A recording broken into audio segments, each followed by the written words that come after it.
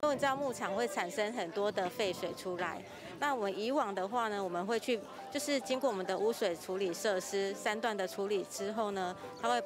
直接排出去。那当然我们排放也不是随意排放，我们也是有去跟水利会申请排放许可证，那去排放出去。可是它会依照你排放的量然后去计算你的水污染防治费，所以这笔费用也是变成是我们一个成本。以前的废水没有，就是都是直接排放，然后那个沥出来的那个牛粪啊，都是请人家载，然后一趟大概都3500啦，然后1个礼拜需要2趟。我们是在107年就加入这个计划，那发现这个计划对我们牧场的帮助很大。除了污水得到处理之外，主要是我们的牧场，我们会去租用农地，然后来种植牧草，之后收割给我们自己的牛只吃，来减少成本。畜牧粪尿中含有氮、磷，这个可以作为那个作物的那个肥分元素。然后我们把那个粪尿中的那个尿畜牧的那个尿液，经过厌氧发酵成藻液藻渣之后，它这个肥分高、臭味低，可以施灌到农田，减少那个避免土壤酸化。掌握市政3分钟，台南进步向前冲。欢迎收看《市政3分钟》。台南市畜牧产业发达，而畜牧产业要有序经营，一定要重视环保。台南市环保局积极推动畜牧粪尿资源再利用，让畜牧废水转化为农地的养分，回归土地。环保署更大力支持补助购置藻渣藻液及运输车辆，提供免费集运及试灌服务，期盼更多农民加入，让环境更美好。接下来我们就来听听环保局长怎么说吧。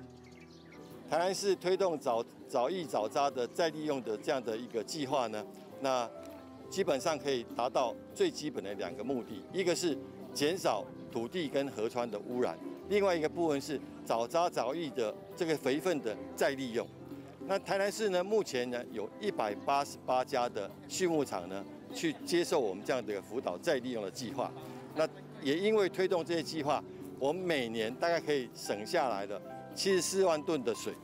同时呢也省掉了大概185万的操作费用。另外一个部分是因为不使用化肥了，所以呢肥料的钱呢也省下来，大概有580万左右。所以这样的一个节省的效益，再加上减少污染的效益呢，我想是值得推动的。所以我们也希望说，未来还有更多的畜牧业者呢，能够去加入我们这个藻液再利用这样一个计划的行列里面，让我们的台南市的畜牧业呢更发展，同时呢，我们的污染也可以更减少。接下来请收看中嘉新闻。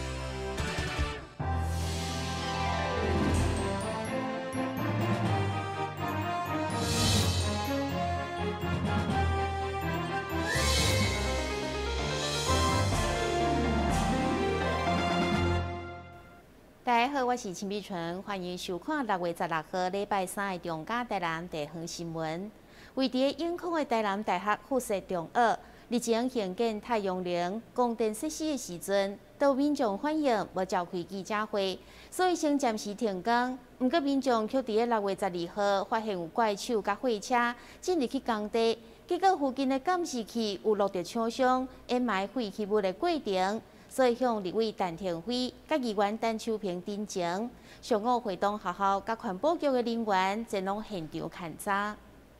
位伫咧永康南大附中日前因为兴建太阳能光电设施的工程，住伫咧附近的民众因为完全无接到任何相关的通知，感觉不满。经过协调了后，决定暂时停工，会另外佮找时间开会讨论。但是陈秋平议员煞接到民众通报。伫咧6月12号透早10点外，附近的民众发现，目前也搁伫咧停工期间的工地，煞看到有怪手甲货车的出入，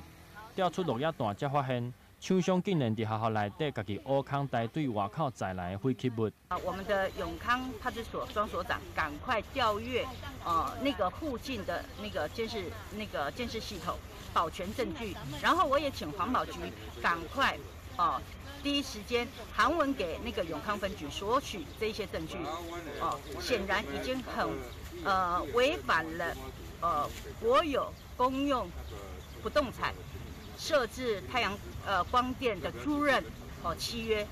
伫咧6月16号透早，立法委员陈廷辉协同陈周平议员、甲校方的人员，佮有环保局的人员，实际到现场会勘。目前废弃物已经清走嘛，整理好清气。是因为在整个绿能政策当中，厂商在施工还是要兼顾能够合法哦。那现在有被发现说，在这个光电场地是南大附中委外出去的这一块土地，基本上有所谓的挖，然后偷埋所谓从外面引入的废弃物。如果是这样子的话，已经违反了我们在法里面所规定的，他在公共土地当中去埋设废弃物，所以这已经是违法了。学校这边也立刻函文给我们的那个太阳能厂商，那第一要求他们说明，第二要求他们改善，第三有相关的法律责任的话，我们学校一定就责，因为这边是学生的实习场地，不允许有任何的一个废弃物倾倒或掩埋的这种形式。立法委员表示，虽然环保是目前国家的政策之一，但嘛是需要透过合理的正当定数。针对这摆包商私自把废弃物带伫咧公共土地已经造成违法，同时嘛要提醒校方应该负起建工的责任，绝对袂当乌白带废弃物。校方表示会尽全力保护学生的安全，并配合相关的法令，对厂商做出纠正。台南新闻刘品言林跟采访报道。6月是毕业季节，但是拄着疫情3级警戒，因为袂当组织做伙，所以学校的毕业典礼也拢改做伫电脑线顶进行。有一寡学校为了让学生留下难忘的回忆，除了制作影片，更有教师担任直播主，带领学生线顶校园顺利。因为新冠疫情的关系，各级学校对5月中旬就停课无停学。伫个3级警戒无解封进前，禁止人员的群聚，连带学校的毕业典礼嘛拢改线顶来举行。虽然无实地毕业典礼，不过一寡学校也是会透过精心制作的影片，希望让学生留下难忘的记忆。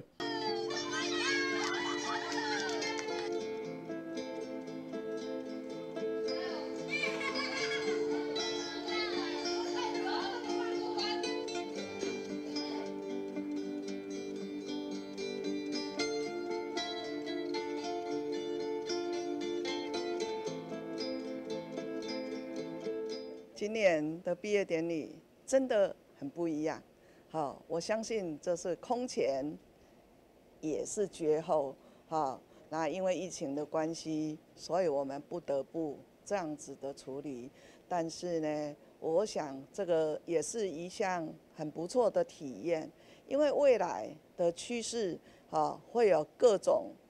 不一样的变化。这种线上的活动对小朋友来说也是一个很不错的体验，因为由这一些我们可以看到我们的小朋友在这一段期间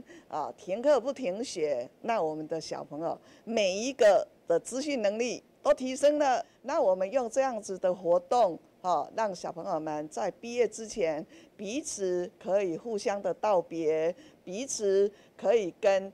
其他班的小朋友一一的道别，甚至可以跟每一个老师一一的道别，那彼此之间呢的感情更浓密了。透过教师事先制作的影片，甲学生来视讯，甚至带线顶的学生来做校园的巡礼。老师表示，就亲像直播主同款，尽量满足学生的需求。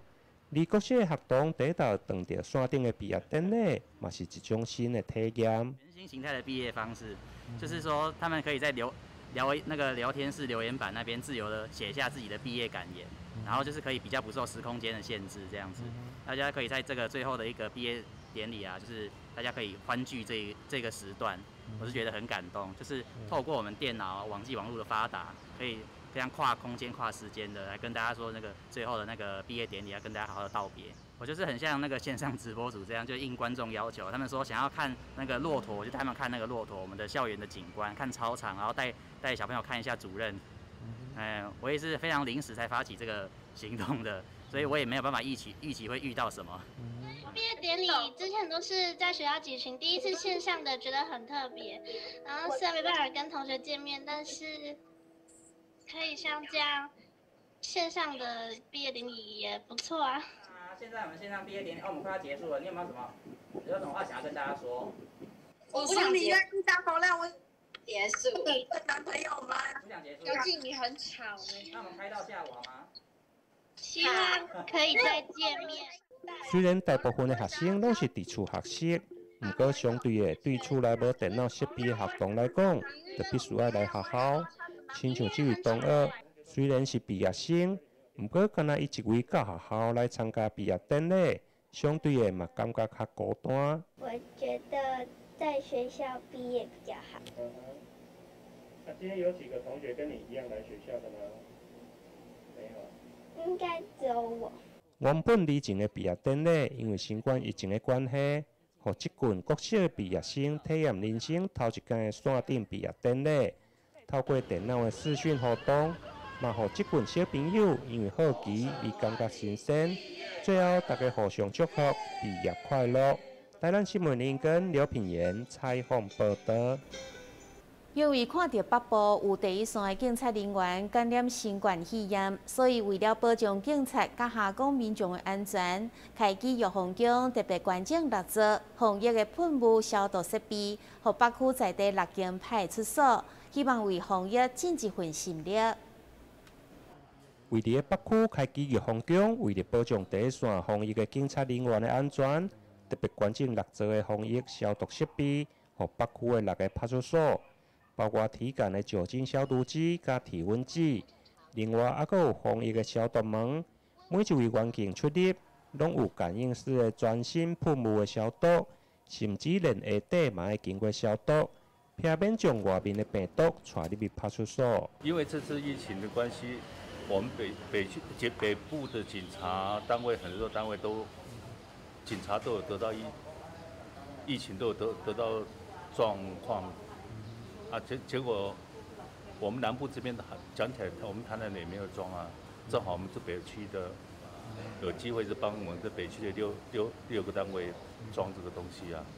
它的消毒通道的功能就好像我们在喷酒精的方式一样，只是说我们不用在洗手，甚至直接过去，它就会帮我们喷洒，进出也比较方便点，所以不要再麻烦那些动作了。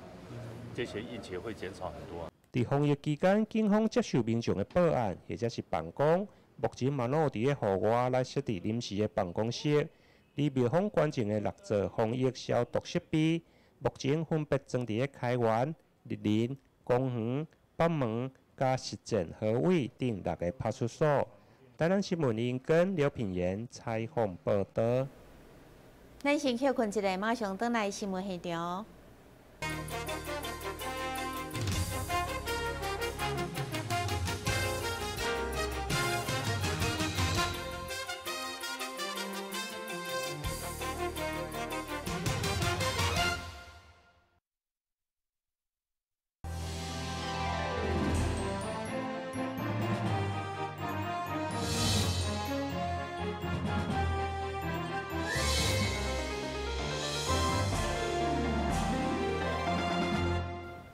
注射疫苗的第2天，虽然一透早就落雨，不过因为所有的合约诊所分时分流来服务，所以比第1天的状况更较顺利。只是安南区因为范围较大，人数较济，所以注射站明显不足，已经建车重用增加。虽然一透早就落雨，不过85岁以上政府下资格长辈来注疫苗的第2天，根据统计，安南区伫中央核准的合约诊所，差不多60几位的名额，1点钟内就注要一半，也算真顺利。真侪长辈嘛拢是由家属陪同，尽量分流分时来到诊所，配合度真悬。而且区公所嘛因应每一个注射点做好动线规划甲休息区安排。因为需要空间较济，会占用到其他的商店，嘛是爱尽力协调。第希望互长辈伫整个过程会当较舒适，同时符合防疫规定。加上开信、矿泉水、加大瓶啊等等，拢传便便，互家属感觉踏实。它这个颗，有发烧或酸痛的话，可以吃1颗，还要吃第2颗，至少隔4到6小时。爱超过6点钟啊？嘿，爱超过4点钟至6点钟。若发烧较食呢？嘿，有发烧有酸痛较食，哦，唔免先食就了。就是看嘿，就感觉骨头酸痛，或者是肌肉酸痛都可以哈。那这个一定要留着，因为这个2个月之后还要再打第2剂，哈，到时候是停卡的，所以一定要收好。这习惯在下当讲。嘛会当顺序安尼就好啊，真满意啦。哦，安尼。有大心无啊？有啦，即摆做这社会当然，进目前特别的无共款的迄个安尼有大心嘛，政府安排有大心嘛。因地制宜啊，每一个地点啊，如果有骑楼的部分，我们来有效的来做一个动线的安排；没有骑楼的部分，我们会搭设帐篷，有电风扇，还有提供矿泉水来给我们长辈来使用。那也同时跟卫生所、跟各诊所来配合，希望能够把这个速度能够加快，能够来让长辈的等待的时间能够降低。同时，我们也呼吁各位年长的我们的居民哦，如果要施打的时候，一定要跟了解自己的身体状况跟家人共同来讨论，来接种我们的疫苗。另外，如果需要区公所这边的不管是计程车的一个派送，或者富冈巴士的一个协助，我们随时都跟我们区公所这边来协助，我们会主动的来安排时间来让所有的长辈能够顺利来接种我们这次的疫苗。不过，安南区因为85岁以上都有2200多人有意愿住的占了6成，不过合约人数甲市区比起来，真的少真济，所以第一天就传出真济民众反映做无方便。地处区长强调，因为所有合约人数拢是由中央核准。第二天，包括卫生所已经增加到5个点，不过因为烦恼后一波人数的愈济会无够，所以已经积极向中央反映。接种点可能有区域比较偏少哈，我们已经跟卫生单位请求哈，一定务必在下一个阶段在接种的时候能够增加接种点，让我们的长辈不用跑得太远或者等待的时间太久。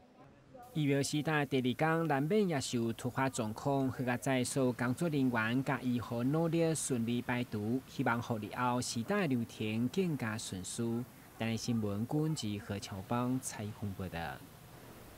虽然注射疫苗的情形秩序良好，不过嘛有出现少数的长辈家己前往诊所排队想要注射的状况。卫生局长徐玉玲再次强调，85岁以上的长辈拢注会得。伊甚至引用诺亚方舟的故事，呼吁大家一定要按照政府的规定。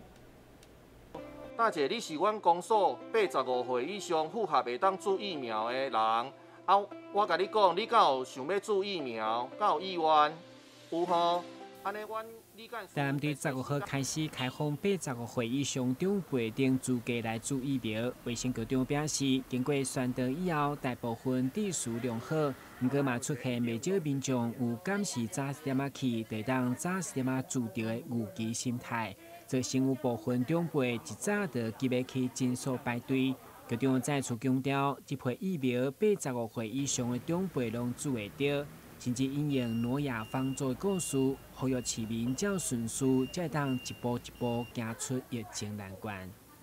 我是不是早点去？可以早点打到。那其实在这一波的疫苗，85岁以上的长者都是可以施打到的哦。就是举个例子来说了就是我们 COVID-19 就像我们处在一个灾难之中，那我们看到诺亚方舟开过来，只看到船头，并不知道这艘船其实非常的大一艘，所以民众就抢着要上船，可能就把这个连接的桥给踩断了，到时候没有人可以上船。所以我们依序的有顺序的。来上这个船我们希望台南市民能够这样子发挥同事一命，大家一起来有秩序的来走出这个疫情。就是惊时代烦恼，希望大家一步一步来注疫苗，不过不是用命令方式，而是引用圣经故事，让大家一听得明白，确实让人印象深刻。根据了解，今仔这批日本所送疫苗，台南配送56000剂，一直到16号上午8点的统计。全市已经完成23604位，施打率超过40%。台南新闻管制何乔邦采访报道。为了方便长辈会当就近注疫苗，台南市除了控制伫15分钟内车停，到学药诊所以外，交通局嘛伫咧诊3天，有注射疫苗的周边暂停停车收费，同时佮开放红线甲黄线临时停车，由警察人员现场加强巡逻。16号是台南市针对85岁以上长辈注疫苗的第2天，一早就落雨，真侪家属拢是开车接送。市府为了体贴长辈，特别有真侪拢是坐轮椅等行动无方便的，会当就近，唔免因为停车问题，佮爱行足远。所以开放3天注疫苗的134站周边，除了规划63处路边、路外停车场暂停收费。并且开放红线、黄线来临时停车，现场由警察巡逻管控，希望让长辈尽紧完成注疫苗。市长特别指示就是在这些这个诊所或是卫生所的周边，大概300到500公尺的这个周边的范围呢，它路边的停车或者是周边的停车场、公有停车场以及红黄线的部分呢，都来开放停车那周边是免费停车。那方便自行开车前往的市民朋友再送你家里的长者能够就近来进入这个相关的诊所或是这个卫生所来施打那我们也呼吁这个施打完毕之后呢请大家就把车辆移走那方便下一位来施打的这个市民朋友来使用。那同时警察局也会配合请员警机动的巡逻这些施打站周边的交通秩序跟停车秩序，那确保大家能够很方便很及时的能够进到这个相关指定的地点来做疫苗的施打。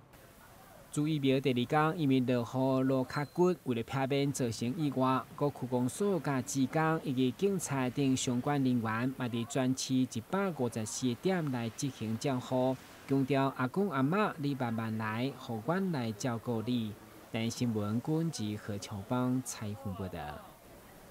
新闻最后赶快来关心气象。